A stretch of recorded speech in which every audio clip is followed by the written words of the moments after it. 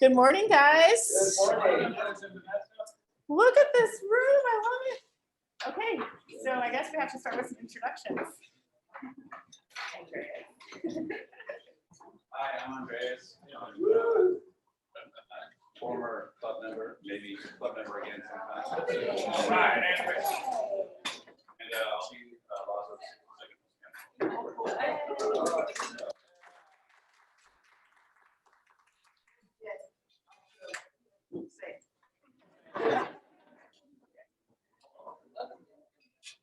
All right, this table in the back here, we have a vet.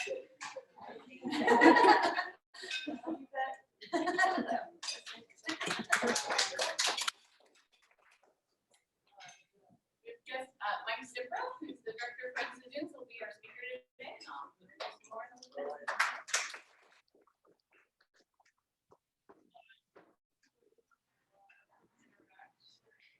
So interact update. Coach Nicole is getting started, which is great because it's very goals. And we're working with us to clean up.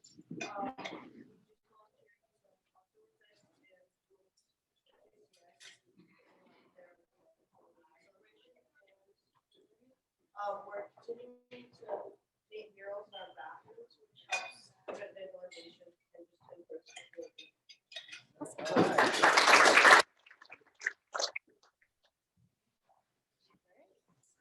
Lazo and Fan. And then Jamie Benson, Lazo's first.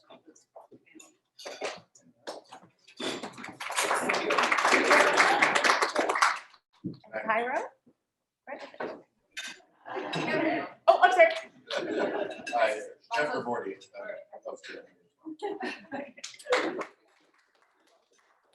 Thank you. I'm going to be the outbound music exchange.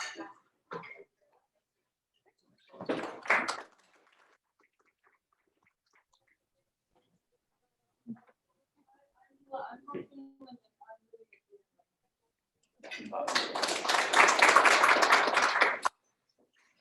There's more interactors. Yay, welcome back, guys. So we had a lovely busy weekend. A small but mighty crew cleaned the highway. Thank you, Carol and AJ and Yvette and me, and that was it. And then everybody that showed up on Sunday and grilled hot dogs and hamburgers. And Bob is not in this picture, but he was part of it too. Yeah. Or well, yeah. Teeny bit. And then thank you to Ian and to Ray, and I don't know who else, for working and making this projector work again. It's been a fun month without it, so it's nice to have it back. Zoomers, welcome. Sophie was busy.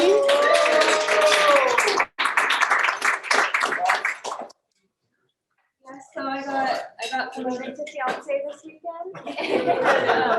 That's obviously, and I thought I'd go back to how we met in 2019 when I joined this club. I was also the president of Arcata, and he was playing in the podcast band with Steve McCaney and a few other people. So Steve invited him to join the club. That's the day that I inducted him into the club, and we went on a date that night. So like how it started, how it's going. And then your ring is really interesting. Does it have a story? I chose it. Good job. And thank you to Robin also for showing the picture. Okay, so there's a lot that went on last night at Taste of the Holidays. And I think Dallas is decorating. You're in charge of, oh, there you are. You're in charge of decorations and you need help. Yeah, so if anyone would like to decorate in particular for setup, sign up for the setup slots, that would be awesome. Because I'm enthusiastic. I'm the greatest decorator in the world. So yeah, help would be great. So keep an eye out for that sign of genius that just went out last night. And it's the day of, we have 40 slots that need filling. So please, please, please, this is huge, huge, huge. Participate. Angela has a list, or Jeff. Oh, I think what we're gonna do is, just remember, here, I can stand up here. Just remember that this is a Toys for Tots event, and when you're selling your tickets, let them know to bring that. They'll get an extra drink ticket when they turn in a toy, or a raffle ticket is, that's what it is. A raffle ticket, so it's a great thing to help the community. So please, when you're selling those tickets, the other thing is a reminder to get your money in to Brian. You can Venmo if you don't, if you've collected cash, checks or anything else, you go to Brian. And then the other thing is that we're still dealing with some oddball raffle items, and we need to fill some baskets. So maybe the easiest thing to do, instead of trying to say these are the items that we need, is that if we get members to give us $20 a piece, that would be, really wonderful and would help us get the items that we need to kind of fill in these baskets. So thank you. All right. And how are ticket sales going? We were at 231. All right, good. Keep selling. We need to sell. We have 700 to sell. All right, get busy, guys. Here's my first 20. Perfect. Thank you. Woohoo! Anybody else wants to put 20 in there, they'll go in. So Mike is going to talk a little bit about Veterans Day. He's on Zoom. There's a- Good morning, everybody. Veterans Day is next Friday. I know it's a holiday. It's a 3-day weekend.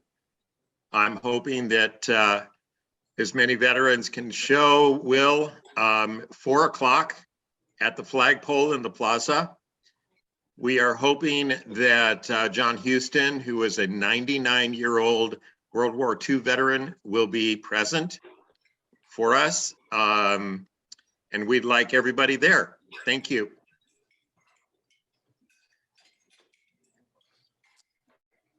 Oh, this messed up. Ashley. Oh, sorry, Marty. Can I do a quick add to that? Yes.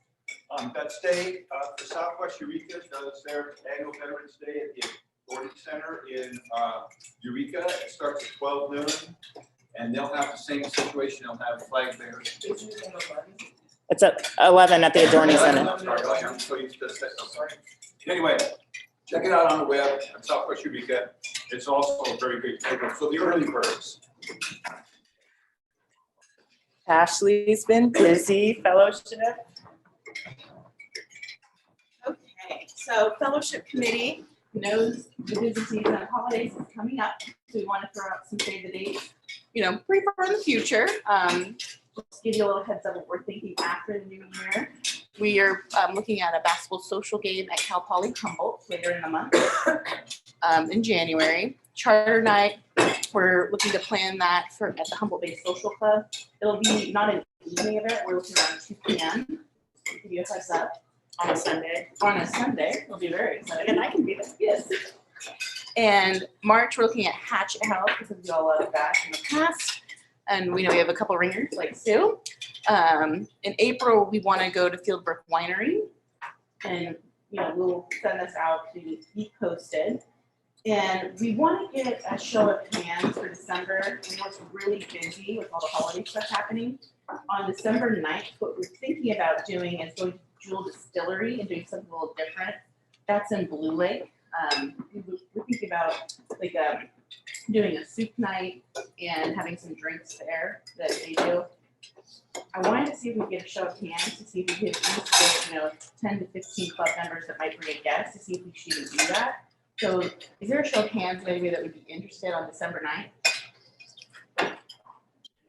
Which is a Friday. Right. It looks like we have at least about 10. Yeah, it looks like you could probably do it. Okay, so what we're gonna do is we'll work moving forward with that fellowship committee. And we're working, then this area to work to make sure things get on calendars, because I love calendaring. People know that about me. So we can get on your calendar early and have a stress-free holiday season. Okay, thank you. Thank you. And fellowship is quiet this month because we are all taste of the holiday all of the time. All right, Lazo.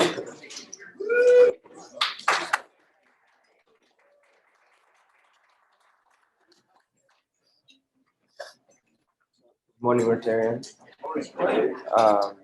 I was asked to come and talk about myself, my exchange program, and my family back home. So I wrote something small. So, many people ask new friends or people I meet, why exchange? Why did I choose an exchange program? And personally, it was my choice. So I said yes without even initially knowing what exchange was. My dad is a Rotarian, and at the same time is my outbound counselor. So in Uganda, we have two districts. We have two Rotary districts in Uganda, and they're in two different countries. A simple story of the school I was in, it was a private boarding school, which offered English. So the English I speak right now is because of the boarding school I went to. So, so parents are allowed to visit once in a while. So one day he comes and visits and tells me about an opportunity to study abroad. Without him finishing his sentence, I immediately said yes. So he tells me one of the requirements. So he tells me that one of the requirements was to write an essay. And that essay is one I submitted to Ian, and Ian shared it with my host parents. So that essay was so that Rotary and your host parents get to know you better. So I hope to my current host family that the essay I wrote was all right. So the other requirements were lengthy, but my siblings helped me. My family were a family of 5. That's my dad, my sister, my elder brother, and my other elder brother. So I'm the baby of the family. So as you can see, I didn't mention my mom. We lost our mom in 2017. So my dad is the breadwinner of our family. So he currently works at the United Nations in Uganda, and also a Rotarian, as I said earlier. Then my elder sister is an entrepreneur who owns her own travel and tour company. Then my elder brother is a pilot, still at flying school. Then the brother I follow is in college right now, I think graduating this year. Then me, the baby brother, as I said. Then my siblings helped me a lot in preparation to get here. Because as Ian knows, that there are a lot of requirements needed to get here. And I'm grateful to the Rotarians who helped, and I'm grateful to my host family. Thank you.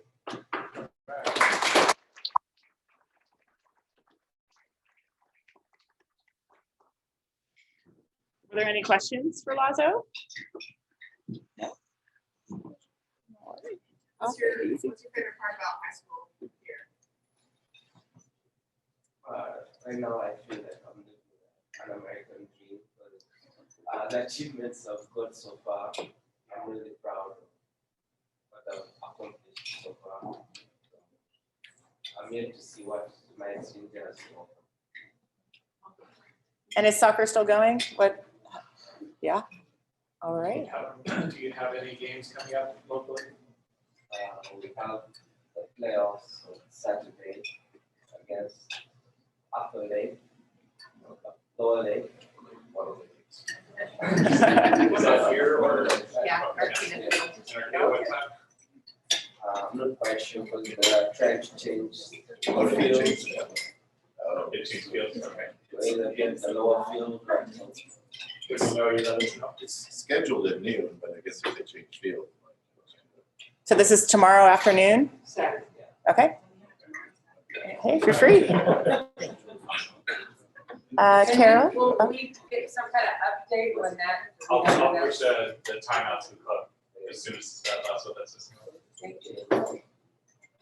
Yes, sir.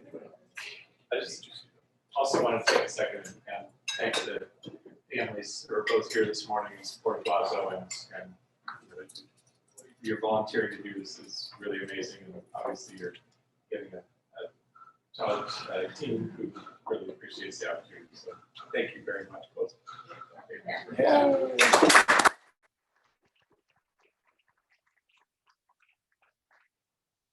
Carol?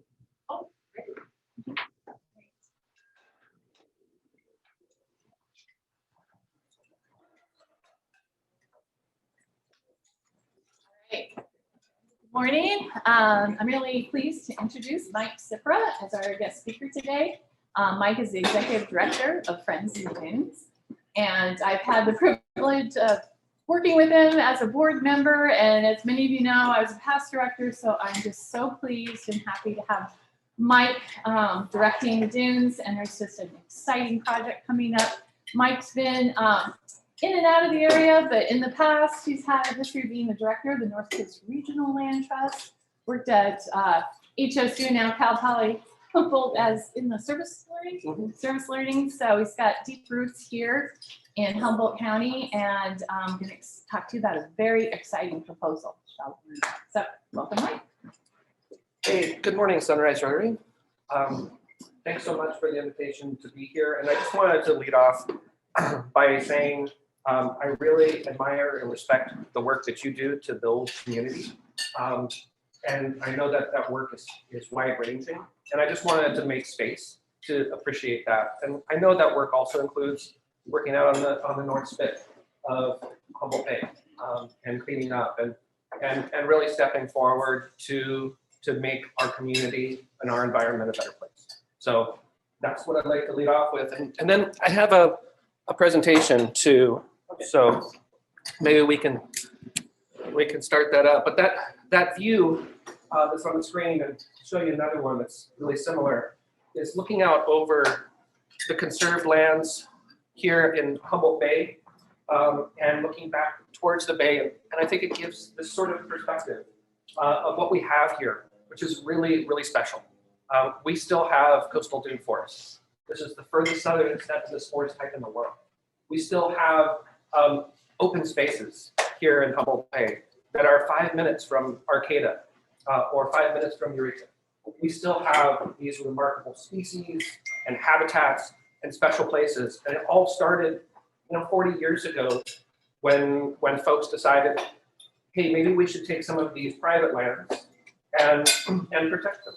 And so it started with 40 acres at Landfair Dunes and has grown to thousands of acres now in Humboldt Bay through the efforts of people like Carol Vandermeer, who's a personal hero of mine, and a true conservation hero. So the idea behind this is we've done it the hard way in Humboldt Bay. We've sort of pieced it all back together. But this might be a moment where we can chart a future of what we want to see for these lands and for our communities. You can't really chart a future without really knowing your past. So I think it's important to take a minute and recognize that all of this land, where we are now, and these conserved lands that we're talking about, are all Wiyot land. This is unceded land of Wiyot people. And so this proposal is something that is native led. It is Wiyot land. I think it's important to recognize that and honor that. And the word for this proposed national monument, Wigi, is the Wiyot word for Humboldt Bay. The reason that we have these really special places is because Wiyot people have stewarded these places since time immemorial. So I think it's really important to understand that and how that fits in with the conservation proposal. So taking a look at what we do have here, this is an example of this coastal dune forest. That tree, you probably don't recognize it because when you see it growing in Humboldt County, it's usually straight and tall. It's a Douglas fir. It's sort of twisted in here, dripping with leather ferns. These are really special environments. They're really unique. You don't find them other places. They are nationally significant, and they draw people from all over the world to learn, to study, to gain inspiration. They are homes to wildlife like this rough-skinned newt, the tree frog, osprey. Because we have these open spaces, because we have restored habitats like our coastal dunes, there's more than 40 different species of native bees that are supported out there. And the whole web of life up the food chain to the mammals, the gray foxes, and some of there are endangered species as well, like this snowy plover. Because we have these habitats, because we have these places, they are a remarkable place to study, to learn, to bring our families, to explore. And it's a wonderland of different habitats that are intersecting. And they're all right here on Humboldt Bay. This is Malel Dunes North. There are a network of trails that exist already. You don't have to cut trails through this. If you create a national monument on day one, there are trails where we can welcome people and share this really special place. And again, I like to give these sort of aerial views because normally we're down in the dunes or we're in our daily lives. And it's nice to take a minute and realize that we've worked hard to conserve these places. And I think that gives us a sense that the future of these places is really important too. So let's get down to the proposal. The idea is to connect these different areas. So the areas that are in green, connect them under a cooperative management framework. So none of these landowners, these are some federal landowners and some nonprofit landowners, none of these landowners would lose any of their land. The idea would be that there would be additional resources for managing cooperatively across the landscape. And there would be coordination, cooperation, and an opportunity to highlight these really special places that we have. And so it incorporates from Lanphier Dunes in the north, sweeping down through Malel Dunes. Some of those images were of Malel Dunes, through the Humboldt Coastal Nature Center property that's owned and managed by Friends of the Dunes. Again, on day one, there would be a visitor center for this new national monument. Down through Manila Dunes Recreation Area, the Samoa Dunes and Wetlands Conservation Area. If you haven't been out there, that's newly conserved since 2020. Some people call it the Dog Ranch. Friends of the Dunes has acquired it, and we're in the process of transferring a portion of it to the Bureau of Land Management, and then a portion of it that is culturally significant to Wiyot people to the Wiyot Tribe. So, and then in South Bay, it includes areas like South Spit, Humboldt Bay National Wildlife Refuge. Again, with the agreement of these federal landowners to cooperate. So none of this is done without conversations, and these conversations have been going on. And that's why I'm here today, is to bring this conversation to you, to share this idea for the future of Humboldt Bay's conserved lands, and to ask for your support. So why do it? Why have this national monument? Well, again, it has this opportunity for people to not be siloed in how we're managing. The challenges that these areas face, things like invasive species or sea level rise, climate change, those things don't know the boundaries of individual landowners. Right? They're going to require a coordinated response. They're going to require additional resources, and this could provide additional resources at the federal level for managing these really special places. And then on a fundamental level, these are places where people can go and gain inspiration and learn and study. And this will enhance those opportunities. And then of course there's, I mean, for my friends in the business community, there are opportunities for enhanced tourism and ecotourism related to this. And we know that national monuments, national parks and national monuments bring in money to gateway communities. Sorry about that really bright, yeah. But this is a study that was commissioned by the National Park Service just this last year, came out this summer.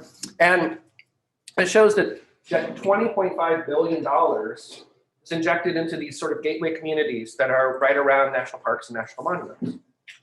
And they're across different sectors. You can see that in the chart, including from hotels to retail, to restaurants, transportation, people getting groceries.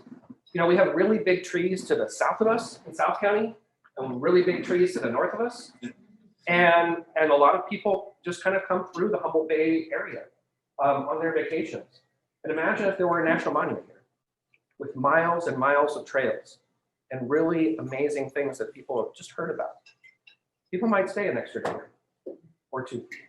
I think there are these sort of opportunities to highlight what we have and to share it, right? It's a generosity of spirit, right? To share what we have.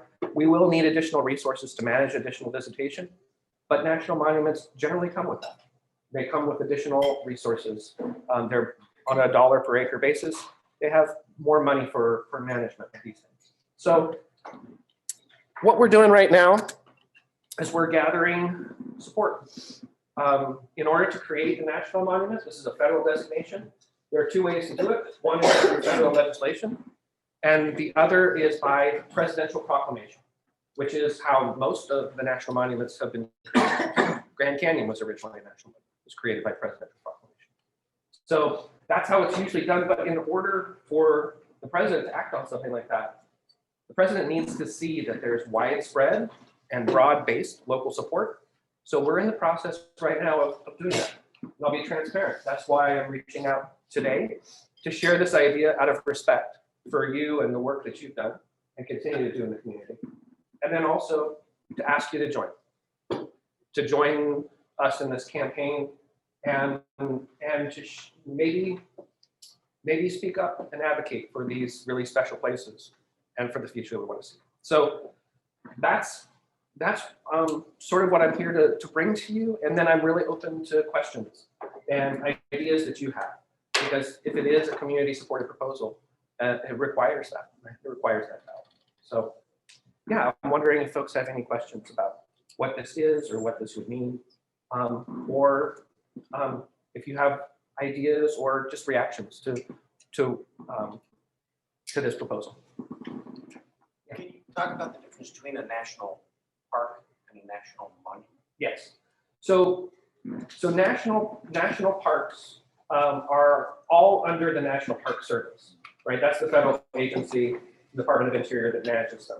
And national parks have to be created by Act of Congress. They cannot be proclaimed.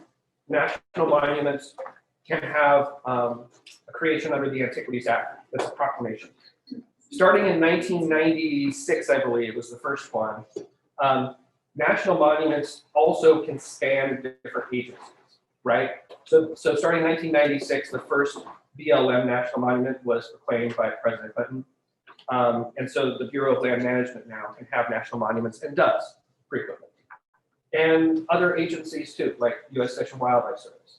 So it used to be when a national monument or park was created, that land was taken away from one agency and then sort of given to the National Park Service to manage. But we're not in that world anymore, and I think there's a recognition within the Department of the Interior that we don't want to punish agencies that are doing a good job of managing, and our local BLM and U.S. Fish and Wildlife Service have done a remarkable job here. They're already cooperating at Mount Dunes, sort of in miniature of what this whole monument would be. So in my mind and the mind of the folks in the agencies locally that I've talked to, is it doesn't make sense to take that away.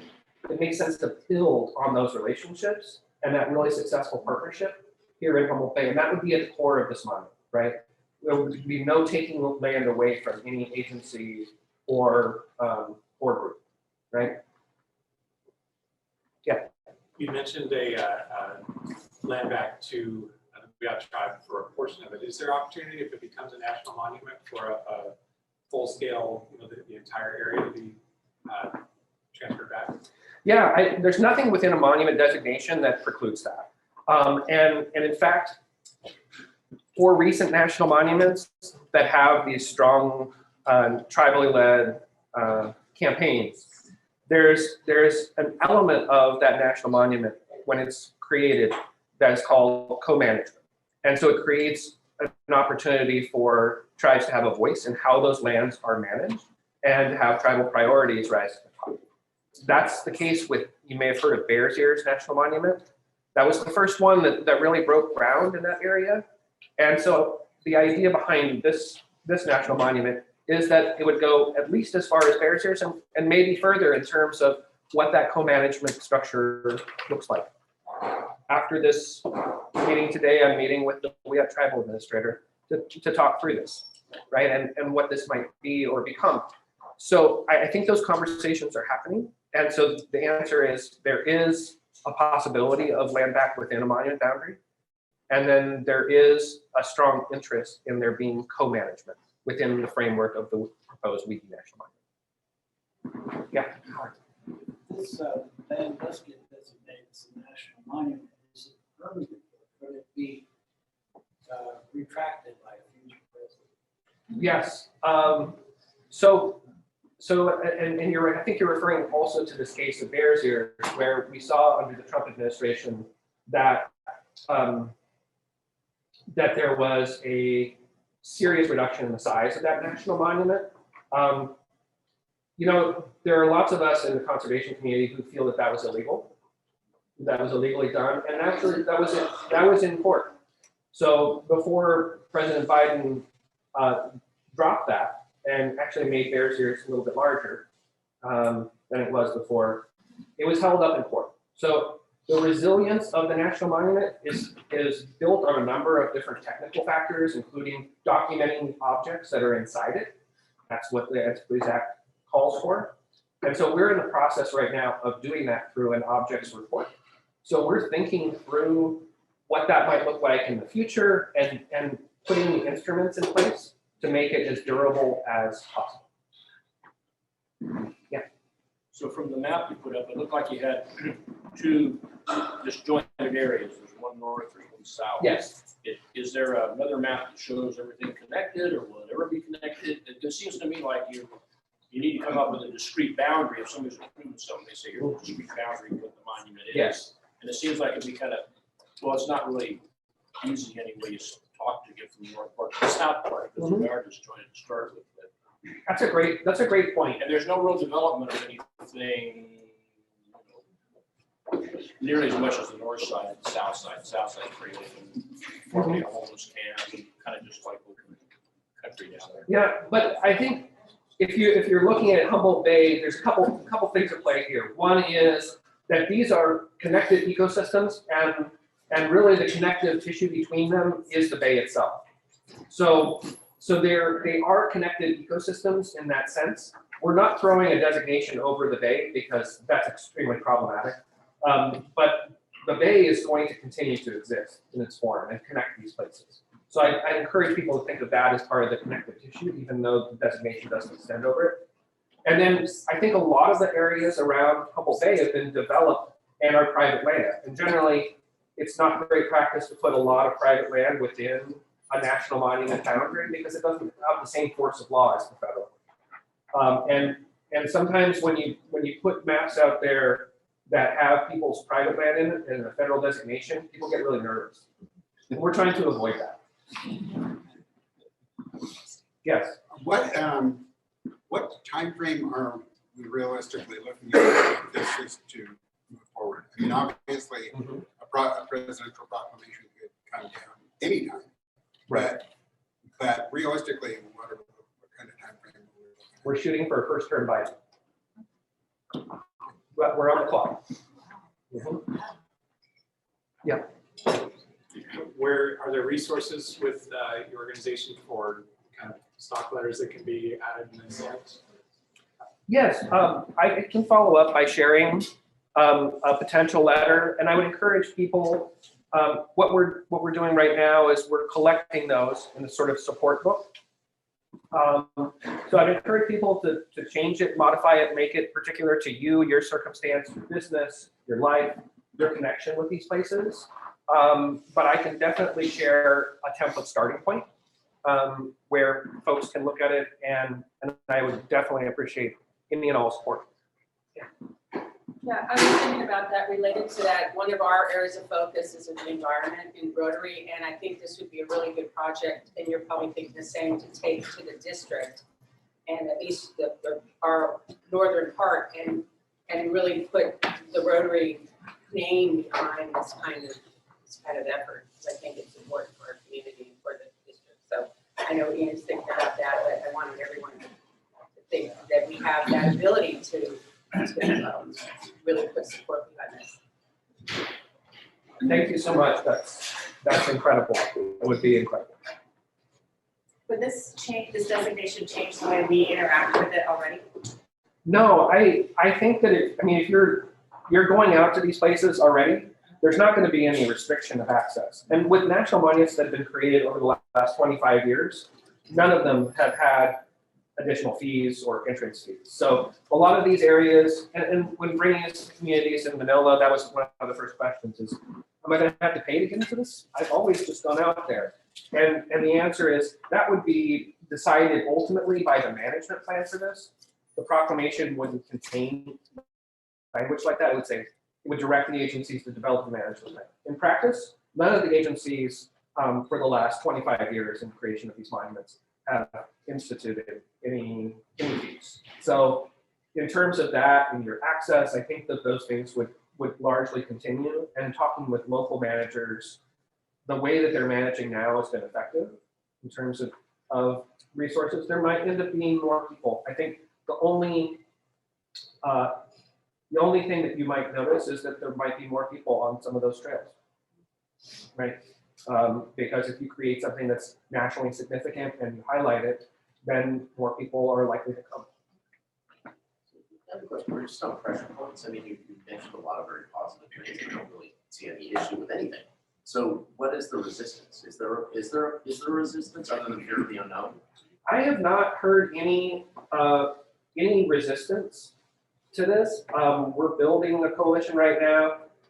When we go fully public with it, which will likely be, it's only going to be with the Wiyot Tribe's blessing to go fully public with it. You'll see there's a pretty extensive support list. And in doing this outreach, I have not found anyone who's opposed to it. But undoubtedly, when it goes fully public, someone will find a reason to not like it. Maybe out of just fear of the federal government, right? Or philosophical opposition to conservation, or it could be some, I can't say.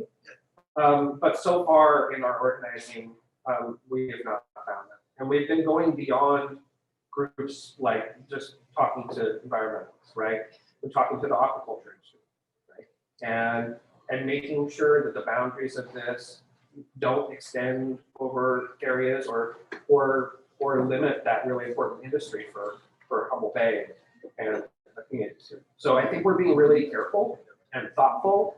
And when you do that, then you don't really get as much opposition. Not saying that there won't be any. I fully expect there'll be some. But so far, what we've heard, the feedback from the community has been positive from multiple sides of the aisle and from different viewpoints. Yeah.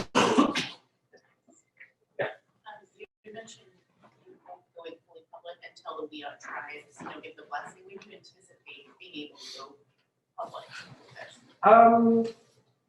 I don't know, and I think it has to be tribally led, and in terms of that visitation piece. So I'm not sure if folks know, but the director of the BLM was out here this summer. This is the national director of the BLM, and we took her out on the land. There was some staff from the BLM and myself, and Chairman Ted Hernandez from the Wiyot Tribe. And the director of the BLM asked Chairman Hernandez, she said, how do you feel about more people coming to these places? These are sacred places. You told me that. And Chairman Hernandez, I'll paraphrase, I won't quote. He said, if these places can be used to tell the story, the true story of Humboldt Bay, of Wigi, and share Wiyot culture, then it's a good thing. Right? So I don't know when, but I do think it has to be with in coordination and with the wishes of the Wiyot Tribe, and that's how we've been organizing this entire time. Yeah. How often are presidential proclamations made? One was made just a couple weeks ago, creating Camp Hale. That's the first one that President Biden has created. That's in Colorado. This is the first one, and I've heard we have some allies at the national level. I've heard there are more coming. It's got to be kind of a legacy thing. Yeah, and I think presidents sort of discover in their terms, I think they initially go the legislative route for everything. And I think that they realized in our increasingly polarized time that that's a very difficult route to go. And then all of a sudden they discover at a certain point in their presidency, this incredible power through the 1906 Antiquities Act to create national monuments. And a lot of people feel good about those things. And that leads to more. So the seal has been broken at this point at Camp Hill, and we'll see where it goes. One last question? I'll ask you another question. Yeah. You have BLM out here. Is it on the radar? I mean, is it, you know, is it advancing in the agenda? You talked about going public and you talked about having allies. I'm just curious as to where you are in the actual process of. Yeah. So I think what's going to need to happen, what we've heard, and we do have allies and access to conversations with Secretary Holland, who's the Interior Secretary of the United States. And she's been briefed on this. And what we've heard back from their offices, they would like to see legislation introduced. It doesn't have to necessarily pass or go through committee, but it needs to be introduced. On a California-wide level? Or No, at the federal level. Oh, at the federal level. Oh, I So see. it needs to be introduced in Congress, and then if it doesn't go anywhere, then, and this was the same for the Obama administration. That was sort of their rule.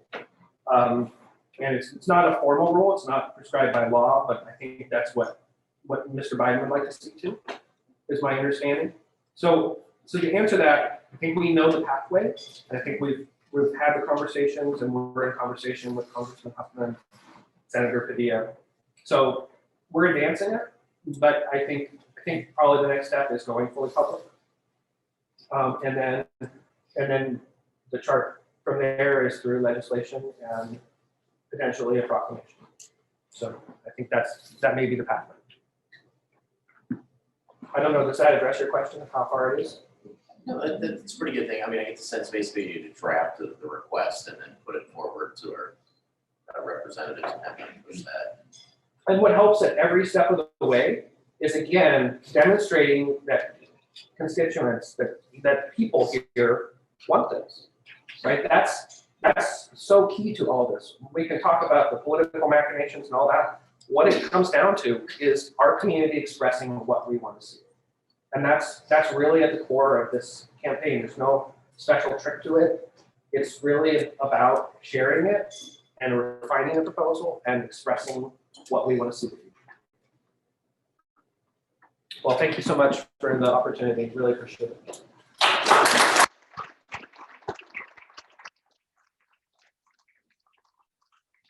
And then between, I guess, Carol and myself and Mike, we can figure out, if you send me the link to the letter, we'll get that out to you guys, so you guys. Raffle time. Please. Done this ever, maybe. You got to Please. She volunteered, she had to do the whole thing.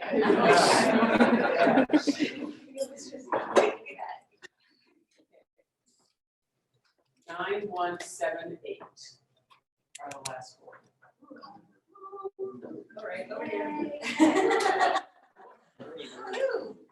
I'll get you that.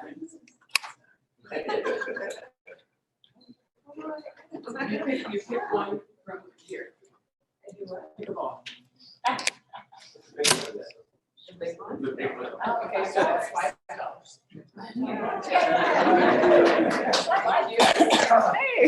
Okay. And then 9209.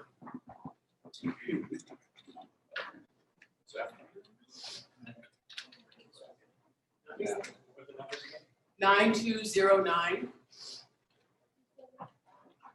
All right. And then last night, Charlie was busy. The one you want. Oh.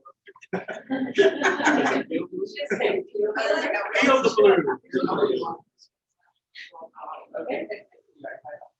Thanks very much, everybody. I have no idea what to call it, but somebody knows.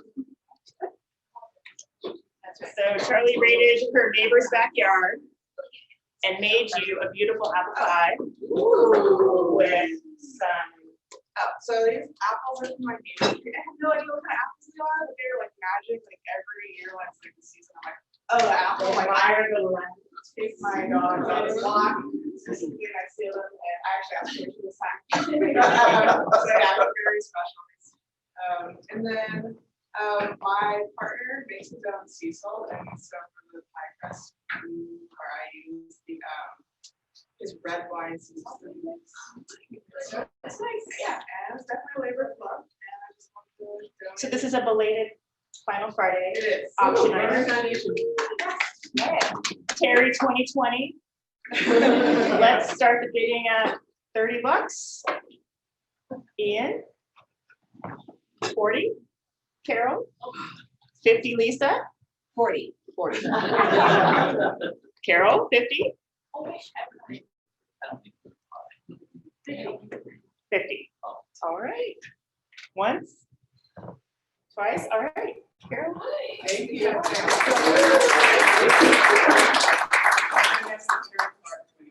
Yes, right. Terry Clark 2020. Okay, got it. Thank you. Thank you very much. You give us coverage. You said that, you would vote for Terry in 2020. I would have sailed. All right, Maggie. This is a apolitical, political.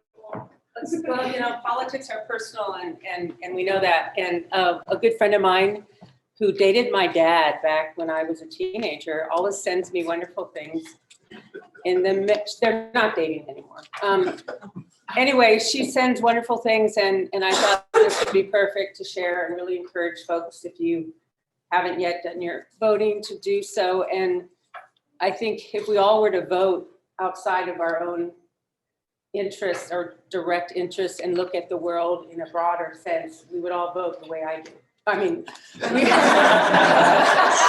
just kidding. We would all, you know, have a bigger community picture, and I think our world would be a better place. So I wanted to share that today from the EI committee.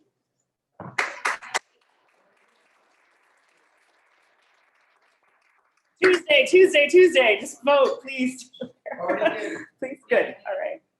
Any other announcements? Lisa? So a couple things. So I put one of And, oh, sorry. So I put a Taste the Holidays poster on your table so that everybody, if you don't have one, you want to take it to your office or post it someplace, go ahead and feel free to take it.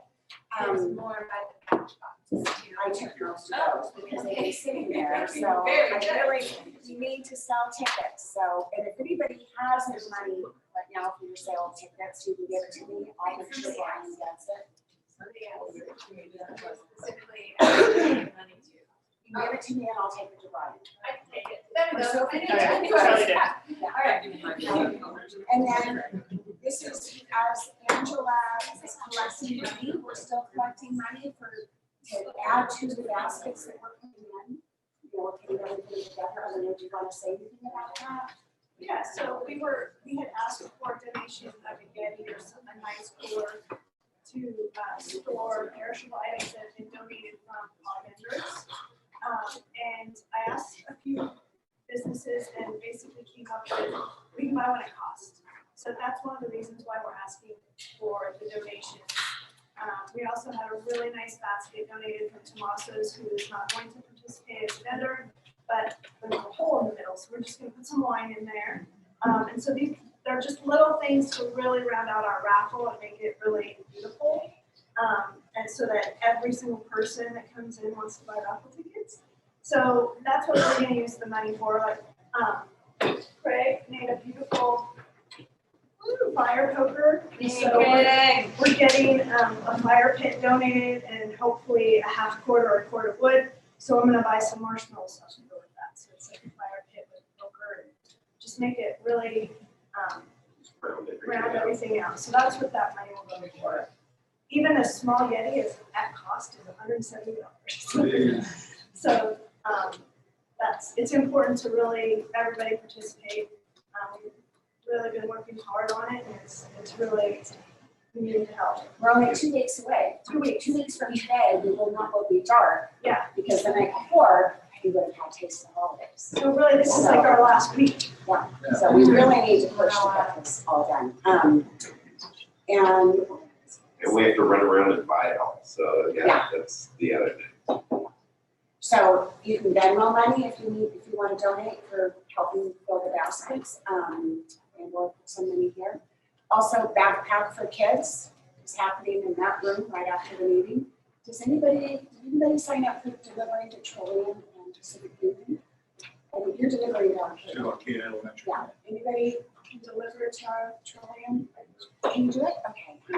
We need more backers. We always need more packers. So the more the merrier on the way out is great.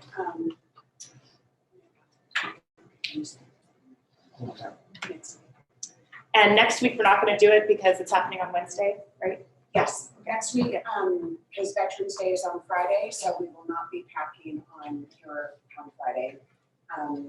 We're actually gonna pack at my house. Mike is gonna pick up and we're gonna pack. So if anybody wants to come back to the house about 12:30, 1 o'clock, I'll pack. On Wednesday? Okay. And then interactors, please hang out just for a second and we'll touch base before you guys go. Any other announcements? All right, great. Have a good week, guys. Thank you very much. Thank you.